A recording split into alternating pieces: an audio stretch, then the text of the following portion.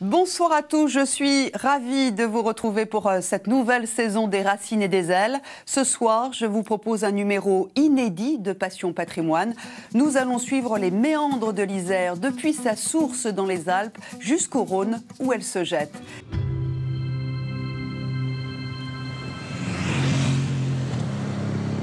À quelques kilomètres de là, deux amoureux du territoire viennent de passer le col du Petit Saint-Bernard.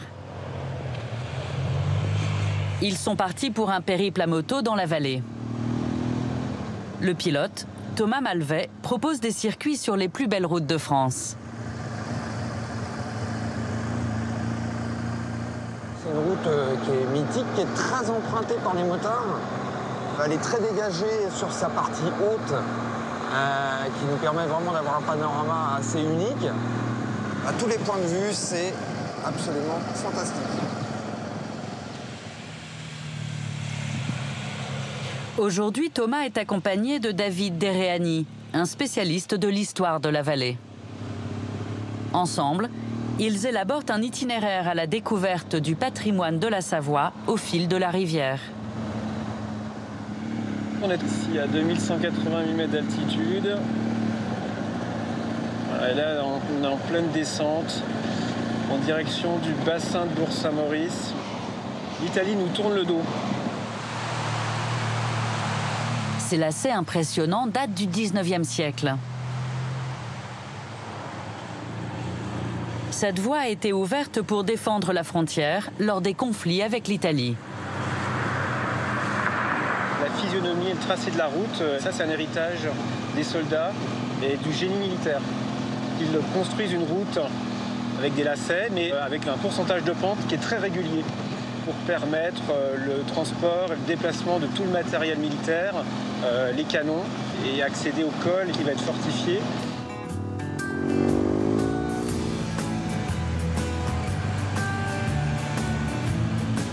Thomas et David quittent cette route spectaculaire. Ils redescendent dans la vallée et poursuivent leur itinéraire le long de l'Isère. Là, on aperçoit une des églises emblématiques de la Tarentaise, dans le village de Bellentre, voilà, avec son clocher à bulbe qui est très caractéristique. Là, on est pile en face. C'est une technique qui est orientale et on pense que ce sont des artisans savoyards qui sont partis travailler en Europe de l'Est, qui ont ramené cette technique de construction et qui va fleurir à partir de la seconde moitié du XVIIe siècle dans ces paroisses ici en Tarentaise.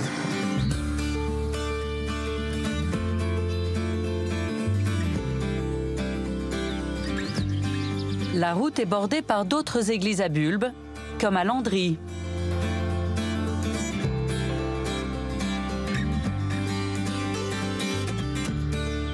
Construite en hauteur, à l'abri des crues, elle domine la vallée.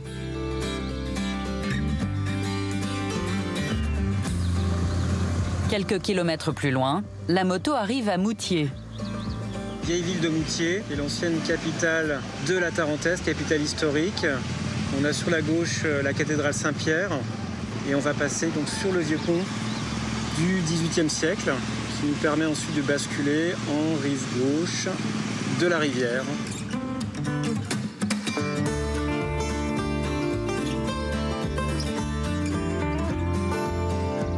David et Thomas entrent dans la vallée des Bellevilles.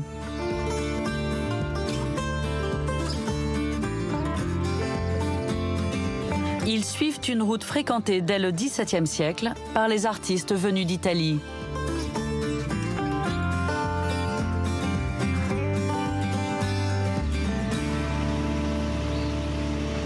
Alors on est sur une des voies principales des chemins du baroque et avec la route ici on passe à proximité du petit sanctuaire de Notre-Dame-des-Grâces sur la gauche. Ça annonce un petit peu les édifices que l'on va pouvoir découvrir dans cette vallée des Bellevilles.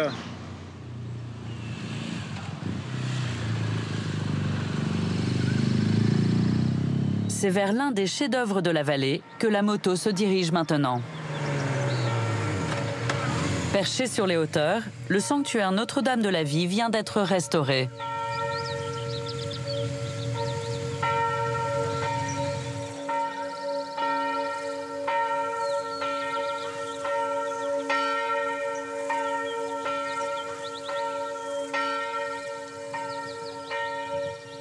Voilà, bienvenue dans Notre-Dame de la Vie. Et bien sûr, le regard se porte sur la coupole du sanctuaire.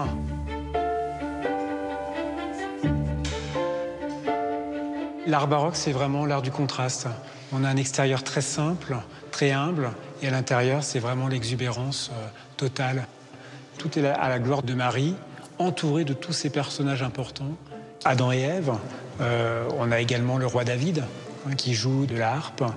Donc tous ces personnages qui mêlent l'Ancien et le Nouveau Testament, eh bien, ils sont mis en scène dans la coupole à travers les peintures qui ont été réalisées à la fin du XVIIe siècle.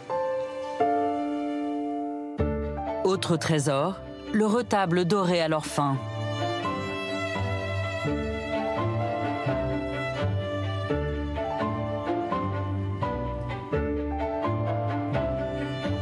Là encore, les personnages sacrés sont mis en lumière.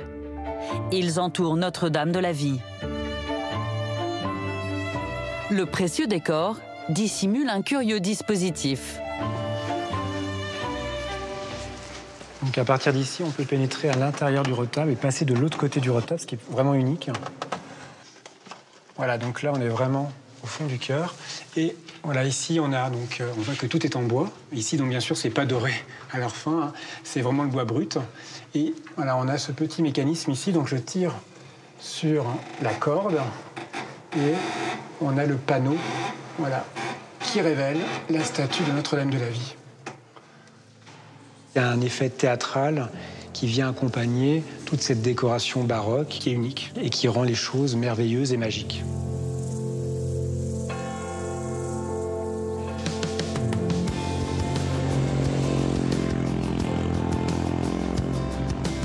La moto reprend la route vers la vallée de la Tarentaise.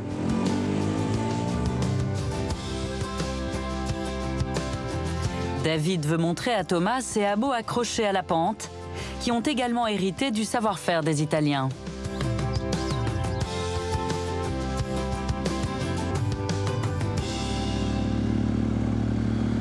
Là, on pénètre dans le hameau du Châtelard qui est à 1500 mètres d'altitude. On a une très belle vue sur la chapelle Saint-Michel, qui est juchée sur son promontoire et qui domine la vallée de la Haute-Tarentaise.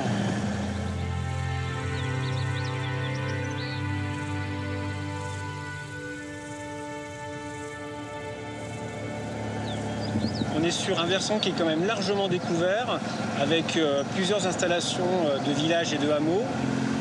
Voilà, là on voit bien le hameau de la Masure. Et puis de l'autre côté du torrent, on a le hameau du Miroir.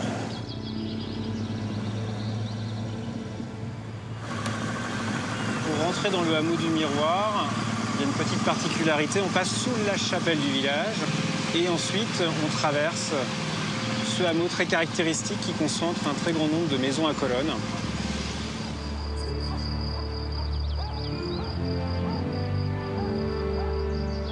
Les artisans italiens ont importé ici une architecture spécifique. Ces maisons à colonnes. Adossées les unes aux autres, elles sont nées de l'adaptation de l'homme à l'altitude et au relief. On est vraiment au cœur du village. C'est construit dans la pente, ça se voit, hein. Petite ruelle étroite, des petites placettes. Et puis, on est devant une belle maison, dite maison à colonnes. Alors, en fait, elles viennent vraiment soutenir la toiture, qui a quand même un poids qui est important, notamment l'hiver, parce qu'il faut rajouter le manteau neigeux. Et l'avantage de cette technique de construction, c'est qu'on va avoir tout un espace qui va être à l'abri. On va pouvoir circuler à l'intérieur de cet espace. On va pouvoir stocker également du bois, des récoltes, du foin éventuellement. Donc ça va agrandir l'espace vital, l'espace agricole. Et ailleurs, en Tarentaise, on ne retrouve pas ce type de construction.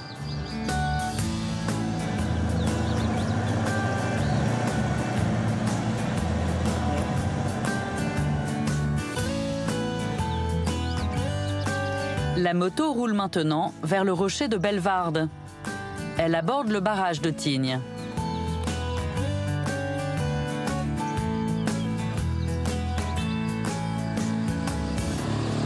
C'est le plus grand barrage français. C'est un ouvrage qui fait 180 mètres de haut. Et donc à la base, il fait à peu près 40 mètres d'épaisseur. aperçoit la masse d'eau ici sur la gauche.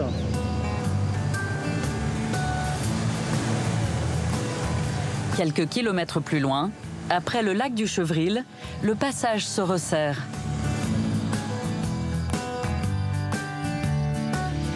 Et on va rentrer dans les gorges de la Daille. C'est un secteur qui est aussi assez impressionnant. Il y a un passage assez étroit où l'Isère arrive à trouver sa voie.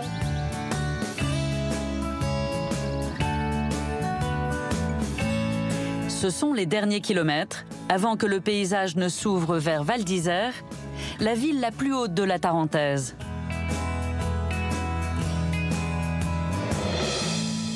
Donc on pénètre dans Val d'Isère. Donc le village de 1934 est devenu une grosse station de sport d'hiver qui est connue dans le monde entier. Ici aussi, on trouve des maisons à colonnes. Ces constructions récentes évoquent l'architecture traditionnelle du hameau du Miroir. À partir des années 90, l'architecte Jean-Louis Chanéac va travailler à Val d'Isère. Il va rénover un des quartiers du village et puis il va vraiment réinterpréter cette spécificité architecturale que sont les colonnes en pierre et qui vont être reprises dans toutes les constructions de la station. On le voit ici avec cette façade du centre des congrès Henri Oreiller.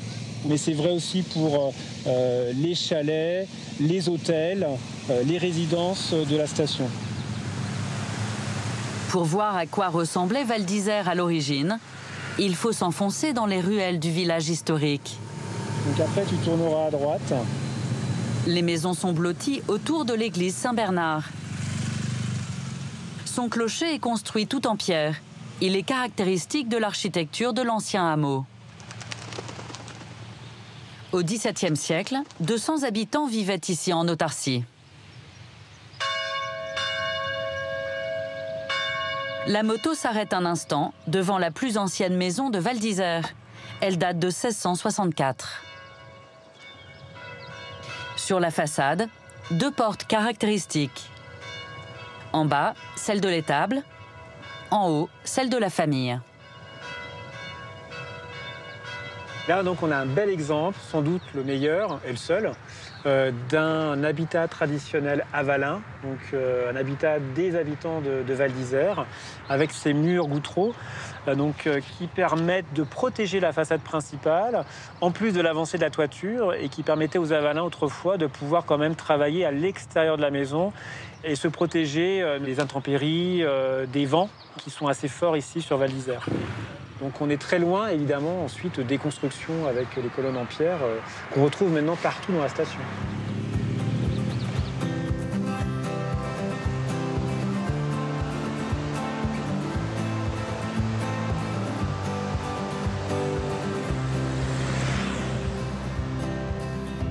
La moto remonte vers les sources de l'Isère. Elle aborde le massif de la Vanoise. Petit à petit, le paysage change. Après le hameau du Fornay, commence un autre monde. On est déjà à 1900 mètres d'altitude. Il n'y a plus d'habitat permanent, c'est le monde de la nature sauvage et de la haute montagne qui prédomine. Donc on voit toujours l'Isère qui coule en contrebas. Et puis ces grandes montagnes ici là, qui forment une sorte de portail qui donne ensuite accès au glacier des sources de l'Isère avec tous ces sommets qui sont à plus de 3000 mètres. Donc on se sent vraiment très petit à côté.